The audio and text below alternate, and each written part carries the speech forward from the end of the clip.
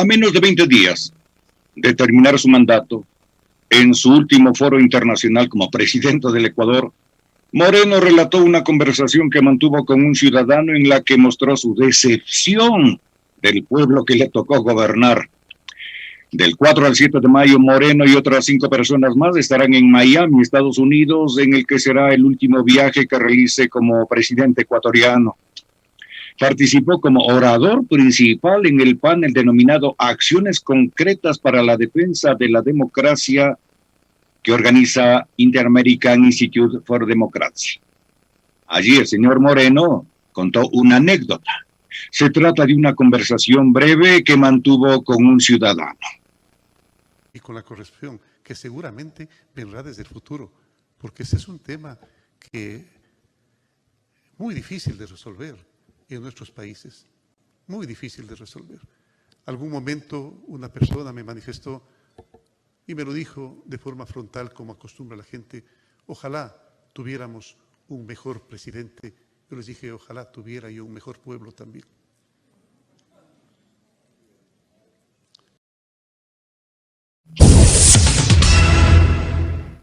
En su intervención, este mandatario hizo repaso desde que asumió la presidencia en el 2017 y reconoció que hubo un momento en el que quiso renunciar. En esas circunstancias me encontraba yo, la verdad, y se los digo con toda sinceridad, inclusive pensé en renunciar, saltó el señor Moreno. Estas declaraciones las realizó al referirse a los primeros meses en los que asumió el gobierno y, como ya lo ha repetido en declaraciones anteriores, durante sus 4 años de mandato, culpó al expresidente Rafael Correa de recibir, según él, una emboscada económica, social y política.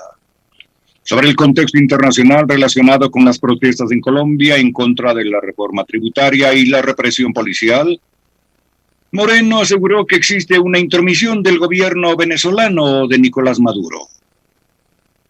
Bajo ninguna circunstancia que la protesta social es violencia. No. La protesta social no es violencia. Por eso, miren que las organizaciones de inteligencia de Ecuador han detectado la grosera intromisión, algo que el presidente de Colombia ya lo sabía y que yo por la mañana se lo dije. La grosera intromisión del dictador Maduro, de las manos sangrientas, corruptas de este dictador, es lo que está sucediendo en este momento en Colombia. Por eso todos, al unísono, así como lo hacen ellos, de manera sincronizada, debemos pedir el freno a la violencia en Colombia y que Maduro saque sus sangrientas manos del pueblo colombiano, de la querida nación colombiana.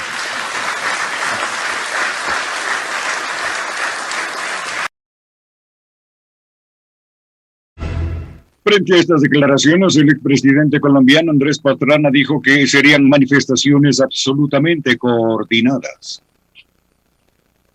Todo lo que sabemos estas son manifestaciones absolutamente coordinadas. Como vemos, está metido directamente Venezuela. El propio presidente Lenín Moreno lo acaba de decir, no sé si ustedes lo vieron en el foro, ha dicho que el gran incitador de la violencia y financiador de la violencia en Colombia es Nicolás Maduro. Eso es clarísimo. Hoy ya lo que estamos viendo es que hay recursos extranjeros, recursos del narcotráfico involucrados en todas estas situaciones y clarísimamente este es un plan para desestabilizar la región. Ampliamos ahora con nuestra colega Carolina Chimoy, quien está cubriendo para nosotros este foro allá en Miami. Carolina, vemos que Colombia ha marcado de alguna manera este foro sobre la democracia. Pastrana, lo escuchamos, ha dicho que las protestas son manifestaciones que no son espontáneas. ¿Olvida el expresidente el gran descontento social y las desigualdades que existen en su país?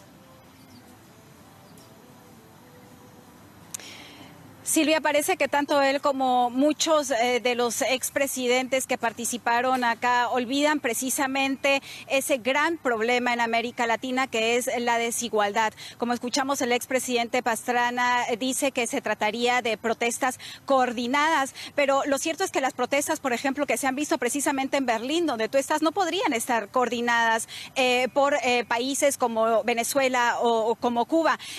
Las redes sociales definitivamente son una de las plataformas plataformas que han contribuido a que las personas comuniquen y se organicen cada vez más para salir a la calle por sus derechos. Ante este tipo de preguntas con las que enfrentamos a muchos de los expresidentes, no ha habido más respuestas más diferentes o de otra manera, diciendo que efectivamente estos serían desestabilizadores de las democracias en Colombia y similar a las que vimos en Ecuador, y que estarían organizadas y financiadas incluso por gobiernos como el de Cuba o el de Venezuela.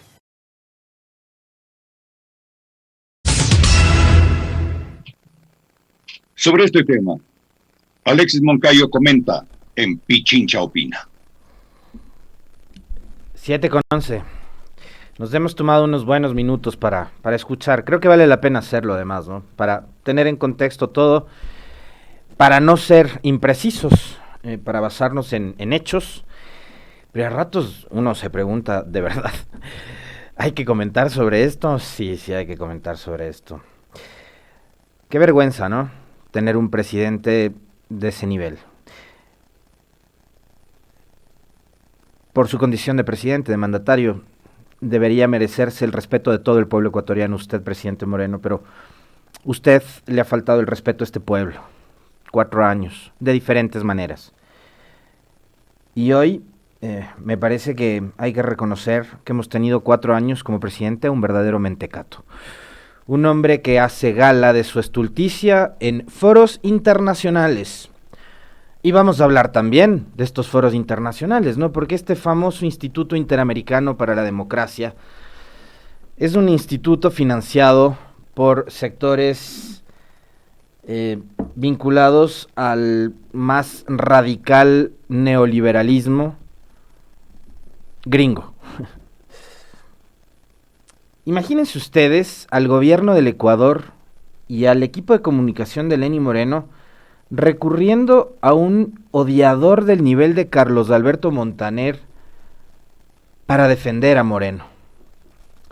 Y una cosa adicional, les voy a contar algo. ¿Saben quién estaba invitado también a este foro en el que participó Moreno como el panelista principal? O sea, solo ahí ya nos damos cuenta de el tremendo nivel intelectual que tenía este foro, ¿no? Si Moreno, un tipo que tiene el 4% de credibilidad en el Ecuador, era el panelista principal, ya sabemos el nivel de este foro. Pero ¿saben quién estaba también invitado a este encuentro internacional? Bukele, el dictador de El Salvador, que hasta hace una semana atrás era referente de las derechas de toda la región. Bueno, con su mayoría parlamentaria, hizo lo que muchos de derecha, de izquierda, del centro, todos los que han conseguido tener un control a nivel parlamentario, hacen, que es tomarse la justicia. Entonces, como pasó eso justo la semana pasada, y para curarse en sano dijeron, no, mejor no le traigamos a este Bukele que anda medio loco, más loco que los que ya nos acompañan, porque el único que les faltó también, aparte de Bukele, era a Bolsonaro, para que les vaya a hablar de respeto a la democracia.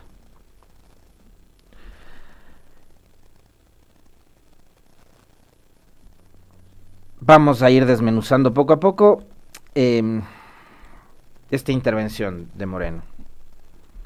Ojalá tuviera un mejor pueblo, dice. Siéntanse ustedes en la libertad de ofrecerle públicamente a través de sus redes sociales disculpas, porque no nos lo merecíamos a Moreno. Es demasiado para el pueblo ecuatoriano, Lenín Moreno. Mucho presidente para el Ecuador. Somos un pueblo inmerecedor de haber tenido un presidente de su talante. Qué gran gobernante nos tocó a los ecuatorianos, que ahora tenemos que nosotros, los 17 millones de ecuatorianos, ofrecerle disculpas por no haber estado a su altura, presidente Moreno. Me imagino que usted también querrá que le ofrezcan disculpas los familiares de los más de 50,000 personas que han fallecido durante la pandemia, o querrá que le ofrezcan disculpas todos los que fueron víctimas de los abusos de su gobierno durante las protestas de octubre. También querrá que todos los miles de servidores públicos que fueron despedidos durante su gobierno le ofrezcan disculpas por no haber sido un mejor pueblo. Con usted, presidente, que tanto le ha entregado al Ecuador. Un patriota, usted.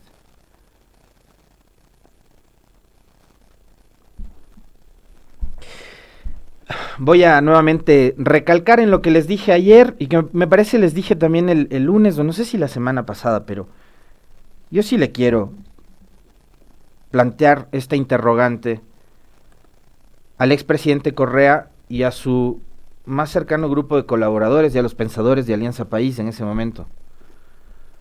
¿En qué estaban pensando cuando pusieron a Moreno de candidato a la presidencia de la República? Es increíble, ¿no? Yo por suerte, les digo de verdad, tengo la suerte y va a parecer ya hasta medio cansón y odioso que repita lo mismo y lo mismo, pero yo no voy a cargar sobre mis espaldas el haber votado por este mentecato, de verdad, porque sé que hay mucha gente y muy cercana que se arrepiente de haber votado por Moreno, que se arrepiente de haber hecho campaña, haber respaldado a un mentiroso, a un farsante, a un cínico. Yo no, tengo la suerte de no haber votado por este señor en buena hora. Pero sí le planteo nuevamente y públicamente, presidente Correa, la pregunta, ¿en qué estaban pensando cuando pusieron a Moreno de candidato?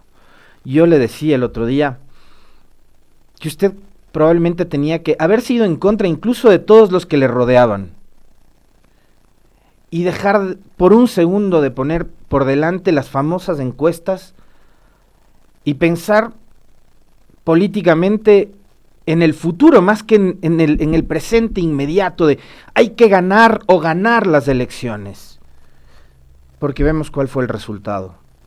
A veces perdiendo se gana.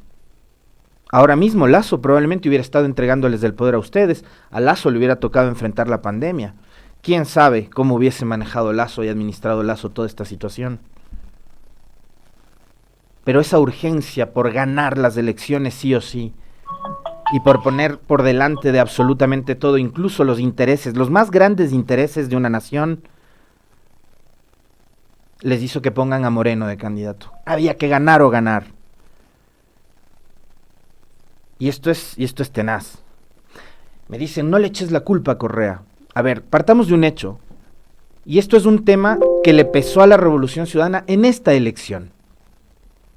Porque hay que asumir responsabilidades. Y el otro día les decía, hay que también hacer autocrítica. Moreno llegó al poder cobijado por la bandera de Alianza País, que es la bandera en ese momento del correísmo.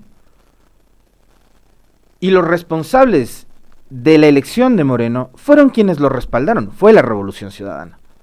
Eso es indudable, la historia no se puede negar. Pero ¿saben qué tampoco se puede negar? No se puede negar la traición de Moreno. Eso tampoco se puede negar. Que Moreno traicionó, y no únicamente a Correa o a todo lo que representaba la Revolución Ciudadana, sino al pueblo ecuatoriano, y no únicamente al 51-52% que lo eligió, sino a los 17 millones de ecuatorianos. A todos ellos traicionó Moreno. No fue únicamente la traición a Correa. Pero los 17 millones asumamos la culpa, ¿ya? La responsabilidad. Los unos por haberlo puesto de candidato a este mentecato. Y los otros por haberle sostenido, haberle respaldado y haberle apoyado durante octubre del 2019, donde tranquilamente Moreno, un presidente con los niveles más bajos de credibilidad, de apoyo, de popularidad, etcétera, etcétera, etcétera, etcétera, podía haberse caído. Por una decisión además parlamentaria. Entonces, que el blandengue de Litardo, que nunca asomó durante esos días, también asuma su responsabilidad. Que las Fuerzas Armadas asuman también su responsabilidad, aunque sabemos cuál es el rol que juegan las Fuerzas Armadas. Y los grupos políticos, creo, los socialcristianos, que lo resguardaron en Guayaquil a Moreno, que lo cuidaron en Guayaquil a Moreno, y que después nos pasaron diciendo que no eran aliados, que ellos no cogobernaron, que no sé qué, que no sé cuánto, que asuman también su responsabilidad. Acá todos tienen que asumir la responsabilidad, todos. Pero no veamos las cosas con ese sesgo que criticamos de unos, ¿no? Y no nos fijamos en el sesgo que podemos tener los otros, ¿no? Asumamos la responsabilidad absolutamente todos. Los que en octubre dijeron no le hagamos el juego a Correa, mejor negociemos con Moreno, también asuman la culpa. Ahí saben quiénes están. Los dirigentes indígenas. El economista Pablo Dávalos, que después se sentó a negociar el contenido de un nuevo decreto. ¿Saben con quién? Con Pablo Celi, que ahora está investigado por corrupción. de todos los episodios hay que hablar, de todos los episodios hay que hablar, de todos los personajes de estos hay que hablar, sobre todo de los que pretenden dar lecciones de moral, de formas de manejar y de hacer la política. También hay que hablar. La inteligencia de Ecuador ha detectado la grosera intromisión del dictador Maduro y sus manos corruptas en Colombia. Debemos pedir el freno de la violencia en Colombia y que Maduro saque sus manos. Aplausos al final de esta intervención de Moreno. ¿Saben qué es más grave todavía que la mentira de Moreno? Porque aquí no hay inteligencia. Si en este país hubiese sistemas de inteligencia lo suficientemente eficientes, se hubiesen evitado las muertes en la frontera. Las muertes del equipo de periodistas del Comercio, las muertes de Oscar y Katy, las muertes de también miembros del ejército y de la policía, en manos de grupos irregulares.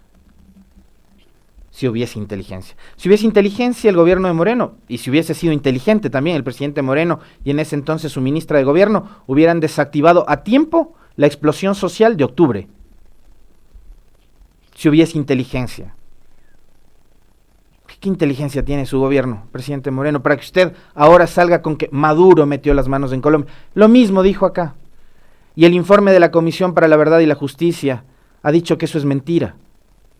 Una más de sus tantas y tantas y tantas mentiras. Porque este gobierno, el suyo, se ha caracterizado por tener a la mentira como política de Estado. Pero más grave que todas estas mentiras de Moreno, les insisto, es que haya un foro completo, un auditorio lleno de gente que le aplaude. Eso es lo más grave de todo. Lo más grave de todo es que aparte de los bobos que le aplauden a Moreno todas sus mentiras, entre esos presidentes y expresidentes, hay medios de comunicación que difunden, que replican y que amplifican las mentiras de Moreno. Acuérdense del famoso episodio del puente a la nada, que supuestamente Correa había construido para facilitar el tráfico de drogas.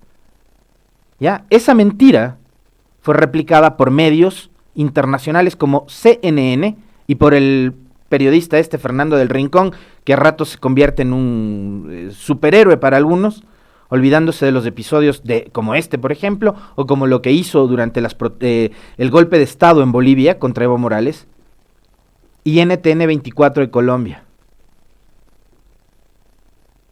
Entonces de eso también es grave. Es grave que haya un sector enorme de la opinión pública que aplauda por un lado y que amplifique las mentiras de un cínico. Eso es grave también. Y entre esos cínicos, les digo, están expresidentes. Andrés Pastrana, ¿qué dijo en el audio que escuchamos? Son acciones coordinadas. Está metido Venezuela, el propio presidente Moreno lo ha dicho, que el financista es Maduro y que hay recursos del extranjero y del narcotráfico. Le voy a contar al expresidente de Colombia, Andrés Pastrana, quien además también estuvo señalado en su propio país por haber recibido aportes del narcotráfico a su campaña presidencial. Le voy a informar, me imagino que como vive también en una burbuja, en la misma burbuja en la que vive Moreno con sus ministros, no debe saber que Moreno tiene el 4% de credibilidad en su país. Entonces probablemente como miente acá, señor Pastrana también les fue a mentir a ustedes, y como ustedes también son una banda de mentirosos, lo que hacen es replicar las mentiras de Moreno, porque esta declaración Pastrana se la da a la DW de Alemania, nada más y nada menos, y después la periodista que le dice que hay protestas en Berlín y en otros países del mundo que difícilmente están coordinadas por Venezuela y por Maduro. Pero se dan cuenta que es el mismo libreto ridículo, absurdo, totalmente teatral que armó y montó Moreno con María Paula Romo y con quién sabe el apoyo de quién más, porque aquí es indudable que hubo asesoramiento externo durante octubre del 2019 y repiten las mismas mentiras ahora que el gobierno de Duque está enfrentando un problema crítico en Colombia, sin asumir su responsabilidad, ¿no? Moreno acá dijo, al final me salí con la mía, ¿no? ¿Cuál era la suya? Imponer un decreto mediante el cual se eliminan los subsidios y liberalizan el precio de los combustibles. Es decir, darle un golpazo al bolsillo de los ecuatorianos. Lo hicieron, y lo hicieron en digamos, la mejor coyuntura posible para ellos, cuando nos tenían entre marzo, abril y mayo del año anterior confinados, encerrados en casa, cuando no había posibilidad alguna de que el pueblo salga a las calles a protestar. Ahí decidieron salirse con la suya, para usar las palabras de Lenín Moreno. Tomaron medidas de espaldas a la gente, como lo está haciendo o como lo pretende hacer ahora Iván Duque, que además durante la campaña presidencial en 2018, cuando se enfrentó a Gustavo Petro, recordarán ustedes cuáles fueron los relatos que usó Duque. Algo parecidos a los que se utilizaron ahora en esta campaña, aquí en Ecuador. Queremos ser Colombia, no queremos ser Venezuela. También usaron el cuento de la venezolización. ¿Y saben qué les dijo Duque a los colombianos en ese entonces para ganar las elecciones? Que no iba a subir los impuestos, que no iba a llevar adelante una reforma tributaria que implique nuevos impuestos. Ahora resulta que pretende, a través de esta reforma tributaria, que la retiró, pero que después insistirá probablemente, pretendió gravarle con impuestos a los servicios básicos, a los productos de primera necesidad, pretendió hacerles pagar impuesto a la renta a las personas que menos ganan. Eso pretendió hacer Duque. Y no miran más allá sobre las profundas inequidades y esa brecha de desigualdad tan grande que existe en la sociedad colombiana, como también existe en nuestro país.